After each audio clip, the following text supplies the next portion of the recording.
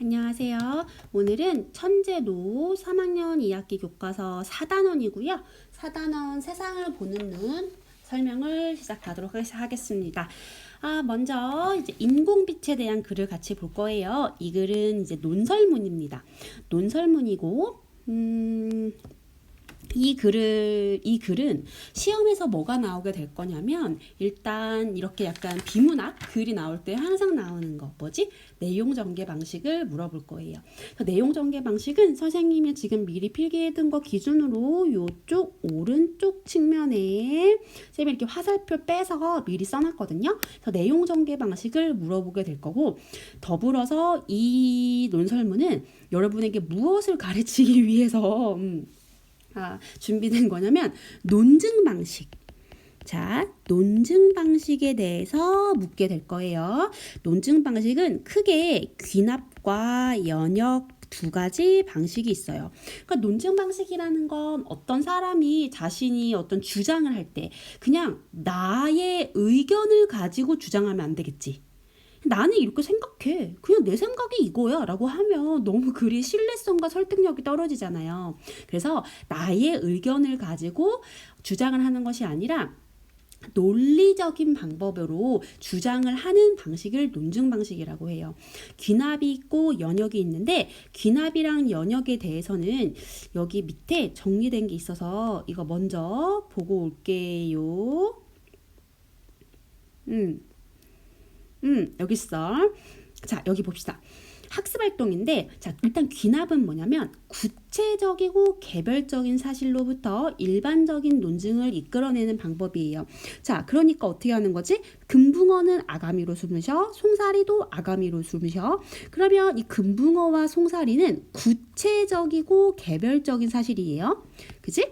그럼 여기까지 가서 결론이 어디로 가는 거야? 여기가 일반 법칙인 거죠. 그 앞에가 구체고 개별적인 사례들을 통해서. 연역법은 거꾸로예요. 여기 연역법은 일반 법칙으로부터 개별적이고 구체적인 사실을 이끌어내는 논증법이다. 그럼 거꾸로라 보면 이렇게 보면 되겠네. 물고기는 아가미로 숨을 쉰다. 얘가 일반적인 법칙이에요. 이걸 우리가 대전제라고도 해요. 큰 전제라는 거지. 그리고 금붕어는 물고기이다. 이거는 소전제라고 합니다. 그러므로 자 그럼 여기가 결론이 되겠네. 그러므로 금붕어는 아가미로 숨을 쉰다. 얘가 결론이 돼요. 그럼 여기 보면 일반적인 법칙으로 일반적인 법칙을 먼저 이야기를 하고 그 다음으로 이 금붕어가 뭐야? 바로 구체적이고 개별적인 사실인 거죠. 그 위랑 완전 정반대. 그래서 일반에서 구체, 개별적인 사례로 이어지는 걸 이제 연역법이라고 하죠. 그러면 연역법과 귀납법 말고 하나를 더 알아야 되는데 여러분 여기 4-2 학습활동 거기 가면은 선택학습에 고려지대 이규보 작가의 이욕설이라는 고전수필이 나와요. 그 이욕설은 유추법을 사용하고 있거든요. 이 유추라고 하는 거는 귀납의 한 종류예요. 그래서 좀 뱀 다이어그램을 그린다면 귀납법이 이렇게 큰 개념이라면 그 안에 유추가 들어있다고 보시면 돼요. 그러니까 유추는 일단 무조건 연역은 아닌 거야. 그치? 근데 유추는 무조건 귀납법인 거지? 하지만 귀납법이 항상 유추는 아닌 거지? 왜냐면 귀납은 다른 것들도 있으니까. 자, 그럼 유추가 뭐냐면 유추는 이쪽에 좀 정리를 한번 해보도록 할게요. 두 개의 사물이 여러 면에서 비슷하다는 것을 근거로 다른 속성도 유사할 것이라고 추론하는 방법. 자, 두 개의 사물이 여러 면에서 비슷하다는 것을 근거로 다른 속성도 유사할 것이라고 추론하는 방법. 얘가 원래 추리의 줄임말이에요. 그러니까 좀 유사한 내용을 가지고 추리한다 라고 보시면 되죠. 유추는 문학에서도 진짜 많이 쓰여요. 왜 그런 거 있잖아. 약간 제망매 같은 거 보면 자연사를 가지고 예를 들어서 모든 나무에서 뭐 피는 꽃은 결국 영원히 피는 꽃은 없어 막 이렇게 영원히 피는 꽃은 없어 이렇게 나무를 보니까 그러하더라. 자, as same as 그치 사람도 그러하다. 인간사로 확장하는 거. 사람도 그러하다. 만남이 있으면 헤어짐이 있고 뭐 태어남이 있으면 죽는 게 있는 거야. 그래서 자연이 순환하듯이 꽃이 피면 지듯이 이별도 그렇게 꽃이 떨어지듯 떨어지는 거야. 이렇게 하는 것들. 그래서 그 자연사를 인간사로 연결하는 거, 이연기의 낙화도 그렇고요. 나중에 이제 고전시가 배우면 제망매가라고 한 나무가지에서 가지가 두 가지가 나온 거지. 내 누이라는 가지와 나라는 가지가 있는데, 태어난 거는 뭐 이제 순서 있이 태어났지만 죽을 때는 순서 없이 죽는 거예요. 누이가 갑자기 요절하거든요. 그래서 한 줄기에서 태어난 가지인데도 언제 가지가 질지는 알 수 없구나, 이렇게 얘기를 해요. 마찬가지로 인간의 삶도 되게 유한하다는 게 어느 날 갑자기 죽을 수 있는 게 또 비슷하다는 거죠. 이렇게 자연사의 내용을 가지고 인간사로 가는 거, 이게 바로 유추예요. 그래서 유추와는 여러 면이 비슷하다는 점을 근거로 라고 할 때 좀 자연사에서 인간사로 갈 수도 있고, 이런 것도 많이 있어. 문학에서 개인의 구체적인 경험을 가지고 무언가로 확장, 그 의미를 확장하는 거야. 의미를 확장해서 적용하는 것도 유추라고 합니다. 그런 거지. 내가 이가 썩어서 아팠는데 그거 내가 병원 가기 무서워가지고 모른 척했다? 나중에 치과 가니까 이를 다 뽑아야 된다는 거야. 원래는 살짝만 떼면 되는데 늦게 와가지고 뽑아야 되는데, 그래서 내가 그때 깨달았잖아. 인생엔 다 때가 있다. 미루면 큰일 난다. 그렇게 의미를 확장한. 그럼 내가 치과에 빨리 가지 않고 미뤘기 때문에 겪게 된 어떤 슬픈 충격적인 그 치료를 인생이라는 더 큰 의미로 확장해서 적용하는 거죠. 그런 거를 유추라고 합니다. 그래서 여기 다시 한번 리뷰해 갈게요. 논증의 정의가 뭐다? 어떤 문제와 관련하여 근거를 들어 결론을 이끌어내는 논리적인 과정. 그 논증의 요소는 주장이 있고 근거가 있어요. 쌤이 여기 앞에 나눠놨지? 아이고, 여기 거꾸로 썼냐? 여기가 근거고 주장이고, 위에도 여기가 근거고 주장이고. 쌤이 주장은 항상 이렇게 화살표 2개로 표시를 해줘요. 자, 그래서 주장은 내가 갖고 있는 생각이나 의견, 근거는 그거를 뒷받침하는 자료나 이유, 이렇게. 자, 그래서 이게 논설문 같은 경우는 항상 근거를 주잖아. 자, 그럼 귀납법 다시 한번 보면 구체적인 거에서 일반적인 거로 이끌어간다. 일반적인 거에서 개별적인 거로 간다. 이렇게. 자, 그럼 연역법에서 이것만 더 얘기를 할게요. 사실 연역법이 과학에서 훨씬 많이 쓰여요. 과학에서 훨씬 많이 쓰여요. 왜냐면 실험을 하기가 되게 좋아. 왜냐면 전제를 먼저 딱 정해놓고 그 전제를 실험하기 위한 환경을 세팅해서 그 전제랑 벗어나지 않으면, 그러니까 전제의 내용처럼 그 실험이 진행이 되면 내가 만들어진 전제, 즉 가설이 맞다고 결론 내릴 수 있잖아요. 그래서 연역이 좀 과학에서 많이 쓰거든요. 근데 귀납은 약간 오류를 만들기도 해. 왜냐면 과도한 일반화가 될 수도 있잖아. 생각해봐. 귀납은 저 까마귀는 까매. 저 까마귀도 까맣네. 저 까마귀도 까맣네. 그러면 모든 까마귀는 까맣구나. 이렇게 가는 게 귀납이잖아요. 근데 갑자기 돌연변이가 발견되는 거야. 알비노 까마귀가 있어서 하얀색 까마귀가 발견되는 거죠. 그러면 이거 지금 팩트 체크가 안 되는 거죠. 사실에서 벗어난 논증이 되는 거예요. 그쵸? 그래서 항상 귀납이 100% 참이라고 이렇게는 말할 수 없어요. 자, 논증 방법을 썼다 그래서 무조건 참이되는 거는 아니야. 특히 귀납법은. 근데 연역법은 좀 달라. 연역법은 일반적인 내용을 근거로 해서 구체적인 사실이 참이라고 증거를 하는 거잖아요. 그럼 이럴 때는 무슨 일이 생기냐면, 봐봐. 요 대전제 있지. 요 대전제가 참이잖아. 그지? 그러면 결론은 무조건 참이 됩니다. 그죠? 가설 내용대로 실험 결론이 나왔다는 뜻이잖아요. 그럼 결론은 무조건 참이 된다. 그래서 우리가 주장하는 바에 따라서 귀납적인 논증을 써야 될 때가 있고 연역적인 논증을 써야 될 때가 있거든요. 우리가 같이 읽을 이 빛공에 대한 작품, 이 글은 귀납법과 연역법이 모두 나와 있어요. 근데 유추법은 없어. 유추법은 나중에 이욕설에서만 나와요. 자, 글 보러 갑시다. 글 길지 않아요.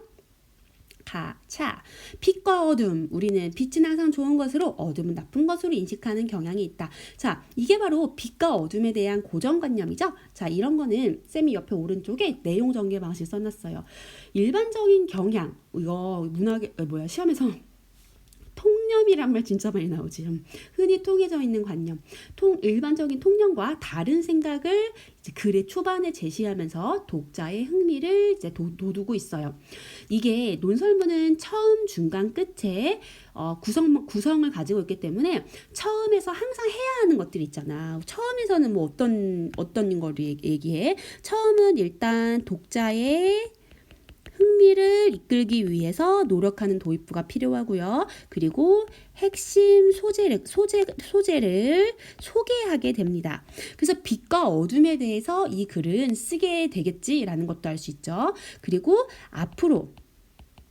앞으로의 글을 예측하게 해줘야 돼요. 이게 처음의 기능이에요. 그러면 여기 보면 지금 통념에 대해서 얘기를 했잖아. 그럼 이 뭐뭐 하는 경향이 있다라는 말을 한 것부터가 사실은 그럼 빛이 맞아. 빛은 좋은 거야. 어둠은 나쁜 거야. 라는 결론이지 않을걸? 거꾸로일걸? 어둠 나쁘지 않아. 어둠도 좋아. 필요해. 이런 흐름으로 글이 갈 것 같다는 예측을 하게 하죠.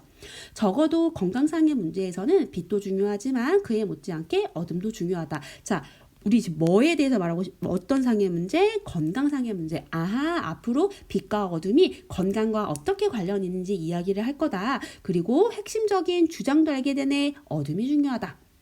그런데 인공조명의 발달로 이게 바로 발달로가 원인 부사격 조사예요. 그지? 원인 부사격 조사. 그러면 인공조명이 발달했다는 원인 때문에 밤과 낮에 구분이 없어진 지 오래됐다는 게 바로 이 문제 상황이 발생한 원인으로 인한 문제 상황을 설명해주고 있는 거죠. 자, 원인은 인공조명이야. 얘가 너무 발달해서 뭔 일 생겼다. 밤과 낮에 구분이 없어졌다. 그러면 안 좋은 거 아니야? 그리고 도시의 밤은 항상 밝은 빛으로 가득하다. 이게 지금 문제네. 이게 오늘날의 문제 상황을 서술해주고 있어요. 그러니까 밤이 너무 밝으면 안 되나 봐. 아까 뭐라 그랬어? 어둠이 중요하다 그랬지. 대낮처럼 환한 밤. 이런 모습은 과연 아무런 문제가 없을까? 자, 의문형 종결음을 쓰고 있네요. 바로 의문형 문장을 활용해서 문제 상황을 제기하고 왜 굳이 이렇게 해? 이렇게 질문을 함으로써 독자의 흥미를 돋구는 거죠. 얘가 스스로 이렇게 아무런 문제가 없을까? 라고 처음에 얘기하면 중간에서는 뭐에 대해 말하겠어? 문제가 엄청 많아! 라고 이제 문제가 많다는 걸 썰을 풀겠지. 그러니까 더불어서 이런 것도 가능하죠.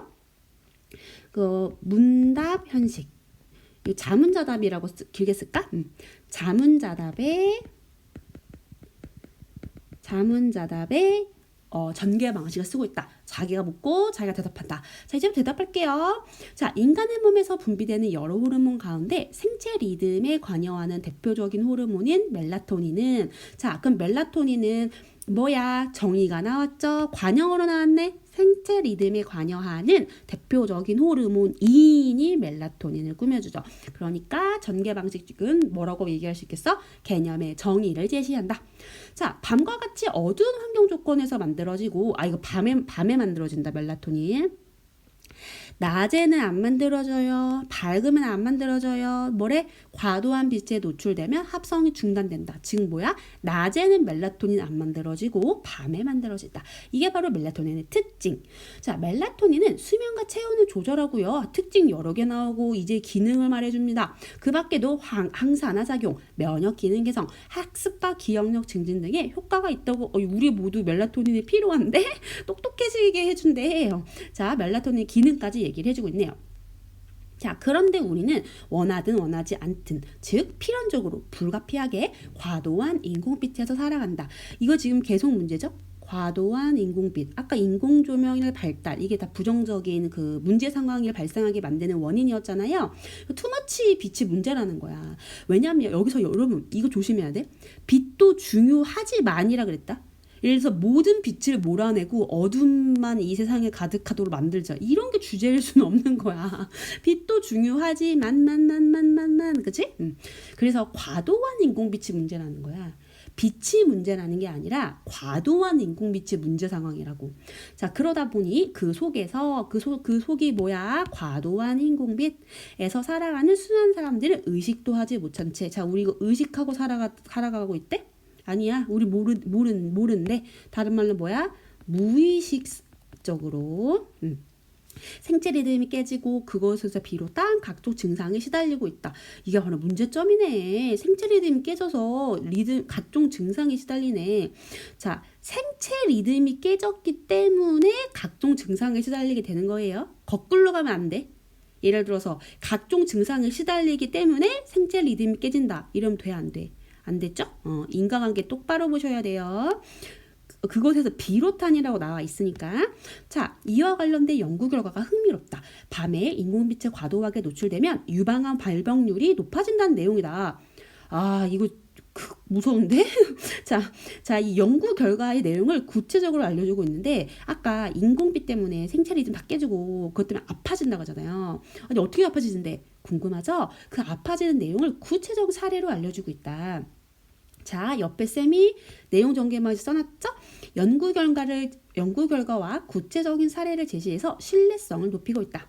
논설문이니까 내 주장의 신뢰성을 높여야 될 거 아니야, 그치? 자, 그리고 그럼 이 단락은 뭐야? 중심 내용을 뒷받침하는 근거들을 제시하고 있어요. 즉, 과도한 인공빛이 있으면 인간한테 해가 된다는 거야. 악영향이 된다는 거지. 유방암 높아진대잖아. 오케이? 자, 그럼 이 중간일은 인간에게 이 빛공해가 미치는 나쁜 영향을 구체적인 사례들을 통해서 제시하고 있는 거예요. 그죠? 자, 그럼 그 다음 단락으로 가면 빛공해는 물론 동물에도 영향을 준다. 자, 이제부터는 누구 얘기할 거야? 구체적 사례. 두 번째, 동물 이야기를 할 겁니다. 자, 호숫가에 밤새도록 인공조명을 켜놓으면은 물고기 먹이가 되는 동물성 플랑크톤이 잘 성장하지 못하고 녹조류가 증가하여 수질이 악화된다. 어쩌을까? 물고기의 생태에 악영향을 주어 오마이갓, 심지어 물고기가 죽게 된대요. 많은 곤충학자는 밤의 인공빛이 벌의 비행 능력을 방해한다고 주장하고, 조류학자들은 철새들이 인공빛을 별빛으로 착각해서 이동 경로를 이탈해서 고층 건물에 부딪혀 죽기도 한다고 말합니다. 자, 여기 봐봐요.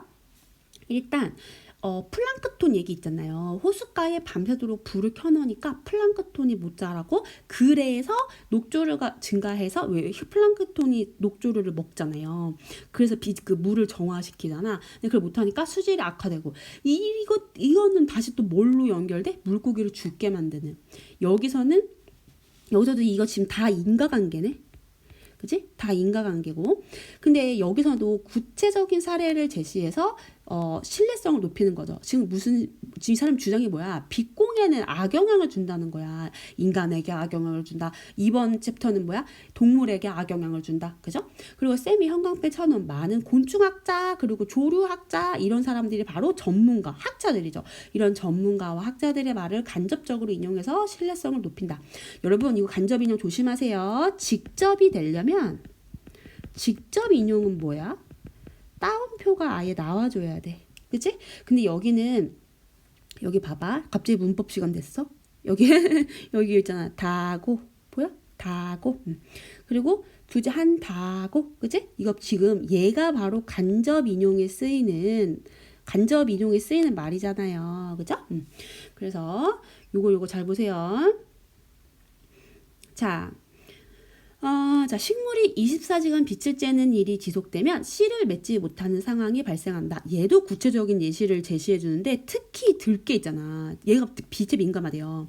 밤까지 오랜 시간 빛에 노출되면 꽃망울과 씨를 맺지 못하고 키만 쑥쑥 자란다. 어떡해.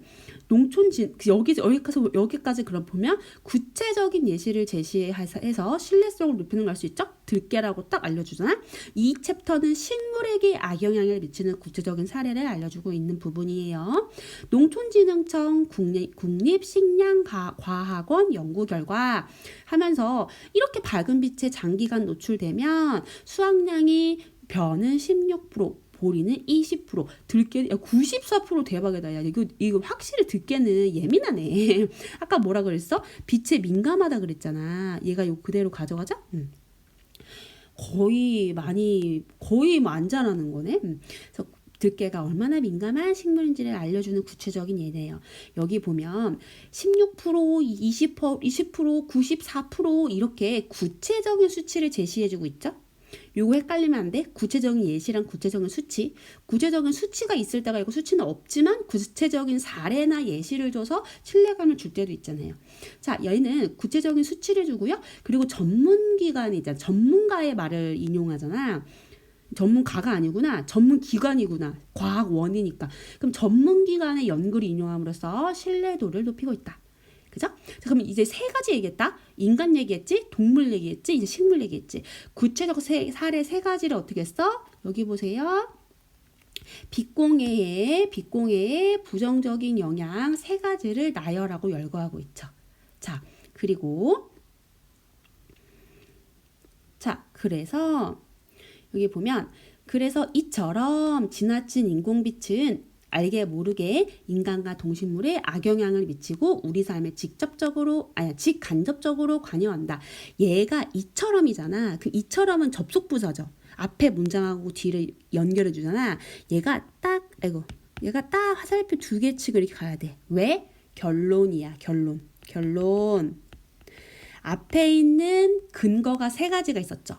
구체적 사례 1, 2, 3. 1은 인간, 2는 동물, 3은 식물. 이 세 가지 사례를 통해서 이 세 가지 사례를 근거로 해서 일반 법칙인 결론으로 이끌어가는 거예요. 결론 한번 읽어볼까요? 지나친 인공빛은 알게 모르게 아까 뭐라 그랬어? 의식하지 못한 채라 그랬어. 그치? 의식하지 못한 상태로도 우리에게 악영향을 준다고.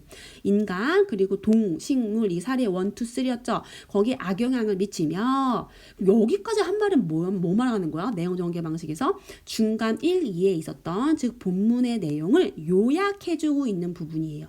글 쓸 때 중간중간 이렇게 요약해주면 훨씬 좋은 글이 되거든요. 그래서 악영향을 미치며 우리 삶에 직간접적으로 관여한다. 이게 바로 결론이죠. 그럼 여기까지가 귀납인 거야. 자, 귀납 다시 여기 보세요. 아까 구체적 사례 인간부터 인간, 동물, 식물 이렇게 한 챕터씩 말해주고 일반 법칙 여기 이처럼이라고 나오는 접속부사 이처럼으로 시작하는 이 문장이 바로 일반 법칙으로 가는 귀납법 논증 방식을 쓰고 있다라고 말할 수 있는 거죠. 챕터를 되게 4개나 써가지고 귀납법을 했지. 자, 그럼 이제 끝으로 갈 거예요. 끝에는 연역법이 나옵니다. 자, 끝. 문명의 상징이기도 한 인공빛, 그 화려함에는 많은 문제가 있다. 이 많은 문제가 그 앞에서 말했던 인간과 동식물에 끼치는 악영향을 말하는 거죠. 이 문제는 가볍지 않아 세계 여러 나라에서 인공빛을 규제하는 대책을 내놓고 있지만 그것만으로는 빛공해를 방지할 수 없다. 자, 규제하려고 노력은 해. 근데 그걸로 충분하지 않다는 거지. 그러면 아마 이 사람은 무슨 말 하고 싶을까? 나라가 규제하기만 가만히 기다리지 말고 니들도 뭐 좀 해봐. 스스로 좀 노력해. 이런 이야기로 가지 않을까요? 자, 현대 문명이 빚어낸 많은 상처가 우리에게 다가오고 있다. 상처가 다가와. 의인법. 글을 잘 쓴다. 건강하게 살고 싶은 우리는 어떤 선택을 해야 할까? 자, 의문형 어미를 활용하면 어떤 효과가 있어? 독자의 관심을 높일 수 있고 어떤 주의를 환기할 수 있고 또 내용에 더 집중하게 만들죠. 자, 이제 우리는 어떤 선택을 해야 될까? 자, 왜 우리가 어떤 선택을 해야 돼? 아까 뭐라 그랬지? 세계 여러 나라가 빛을 규제하려고 대책을 내놓고 있지만 그걸로 부족해. 우리도 뭔가 해야 해. 자, 뭘 해야 할까? 지구상에서 살아가는 모든 생명체는 자연의 시계대로 살 때, 즉 과도한 인공빛에서 벗어날 때 건강하게 살 수 있다. 이게 바로 대전제다. 이거 쌤이 문장이 너무 길어가지고 안 적었거든요. 근데 여기 오른쪽에 연역이라고 적어놨죠. 여기 연역 보면 대전제 있어. 일반적인 법칙. 그게 요 문장이야. 그치? 딱 잘라서. 자, 그럼 소존재가 나와야겠지? 인간은 다른 동물이나 식물과 마찬가지로 지구상에 살아가는 생명체이다. 여기까지. 소존재. 자, 따라서 우리 인간 역시 인공빛을 줄여야 건강한 삶을 살 수 있을 것이다. 따라서 라는 또 접속부사가 나왔지. 접속부사를 통해서 결론 갑니다. 바로 구체적인 사실로 연결되네요. 우리 인간도 인공빛을 줄여야 건강한 삶을 살 수 있어. 자, 그럼 연역법 여기 다시 쌤이 정리했어. 대전제를 있고 소전제가 있고 그리고 결론으로 간다 했죠. 그래서 일반적인 법칙을 먼저 제시하고 이걸 통해서 구체적인 사실로 이제 연결해 간다는 거지. 자, 그리고 이 연역법 쌤이 어떤 특징도 있다 그랬죠. 전제가 참이면 결론도 참인 특징이 있다. 그리고 지금 이게 1번, 2번, 3번으로 가잖아요. 그래서 이거를 다른 말로 3단 논법이라고도 해요. 들어봤는지 모르겠네. 연역법을 3단 논법이라고도 부른다. 알겠죠? 그래서 끝부분에서 연역법이 사용된 거야. 근데 이 작품 본론에서는 귀납법, 끝에서는 연역법을 쓰고 있는 거죠. 유추는 없어요. 유추는 없어. 자, 세상이 바뀌기를 기다리기 전에 나부터 바꿔야 하지 않을까? 서리법. 이게 뭐 하는 얘기야? 나부터 바꾸란 얘기지. 주제를 강조하고 있다. 자연의 시계대로 살아가려면 지금이라도 당장 불필요한 불을 끄자. 자, 끄자는 무슨 어미야? 청유형 어미입니다. 청유형 어미를 쓰면 독자의 참여를 독려할 수 있죠. 왜? 주어가 우리이기 때문이에요. 우리. 그래서 약간 독자의 참여를 독려할 때 청유형 문장을 굉장히 많이 쓰거든요. 근데 이 문장은 맥락상 뭐 우리 함께 모두 함께 불을 끄자 이런 말도 가능한데 그 윗문장을 보면 나부터 바꿔야 하지 않을까? 라고 말했잖아요. 그러니까 모두 함께 불을 꺼야 해. 그러려면 나부터 불필요한 불을 끄자 라는 주장이라고 생각해 주면 좋겠어요. 청유형의 어미는 사실 항상 우리야. 항상 우리야. 우리가 당장 불필요한 불을 끄자. 근데 우리가 불을 끄려면 일단 나부터 끄자. 이런 말이에요. 그래서 여기 자연의 시계는 무슨 말일까? 자연의 시계는 결국 그거잖아. 아까 인공빛, 현대 문명에 지금 반대되는 말인 거야. 여기. 현대 문명과 반대되는 말인 거예요.